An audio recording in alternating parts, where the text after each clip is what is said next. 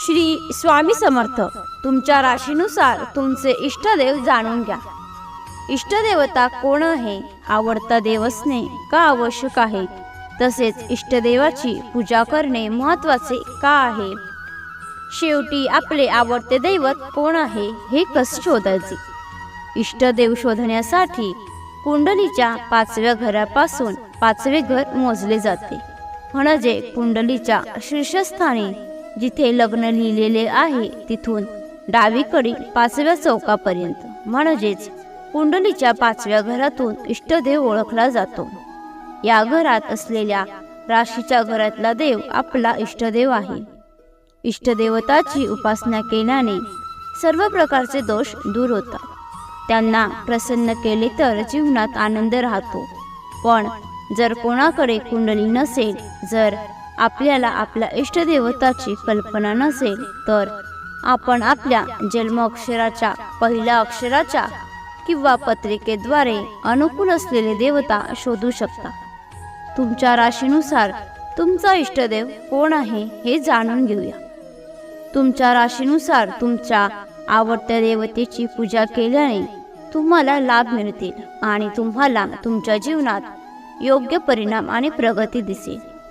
हिंदू धर्मात शेकडो देवता आहेत. अशा परिस्थितीत आपण ज्याची पाहिजे त्याची प्रार्थना करू शकतो. तथापि आपण ज्योतिष समजून घेतल्यास जर आपण आपल्या इष्टदेवताची उपासना केली तर आपल्याला चांगले परिणाम मिळतात. मेष आणि वृश्चिक राशी. या राशीचा स्वामी ग्रह मंगळ आहे.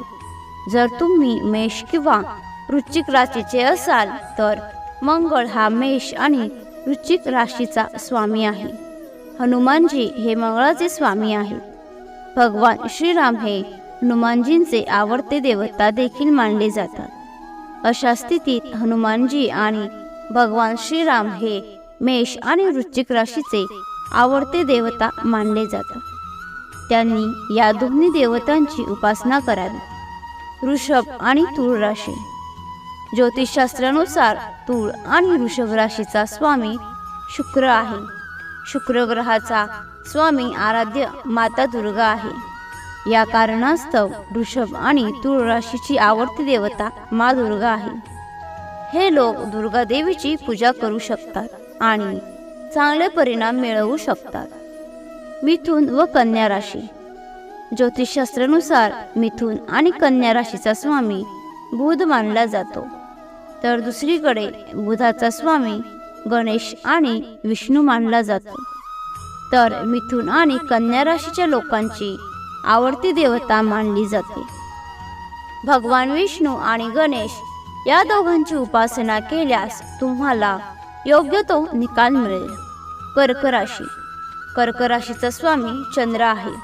अशा वेळी भोलेनाथ तुमचा इष्टदेव झाला. इच्छित फळ मिळवण्यासाठी तुम्ही शिवला प्रसन्न करावे. सिंह राशी. सिंह राशीच्या लोकांचे इष्टदेवता हनुमानजी आणि आई गायत्री आहे. यांचे कारण म्हणजे त्यांचा स्वामी ग्रह सूर्य आहे, म्हणून त्यांनी दोघांची पूजा करावी. धनु आणि मीन राशी.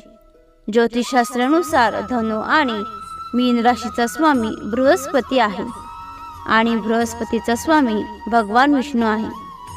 तर अशा परिस्थितीत या राशीच्या व्यक्तीचे आवडते देव भगवान विष्णू आणि माता लक्ष्मी आहे, म्हणून त्यांनी दोघांची पूजा करावी. मकर आणि कुंभ राशी. या राशीचा स्वामी शनी आहे, ज्यामुळे भगवान हनुमान आणि शिव यांच्या इष्टदेवता आहे. त्यांची पूजा केल्यास तुम्हाला शुभ फळ मिळू शकतात. राशीनुसार आपल्या इष्टदेवतेची पूजा केल्याने लवकर फलप्राप्ती होते. मात्र इष्टदेवतेसोबतच तुम्ही तुमच्या आवडत्या देवाची देखील पूजा करू शकता. तुम्हाला ही माहिती आवडली असेल तर लाईक आणि शेअर करा. तसेच अशीच माहिती नेहमी ऐकण्यासाठी चॅनलला सबस्क्राईब नक्की करा.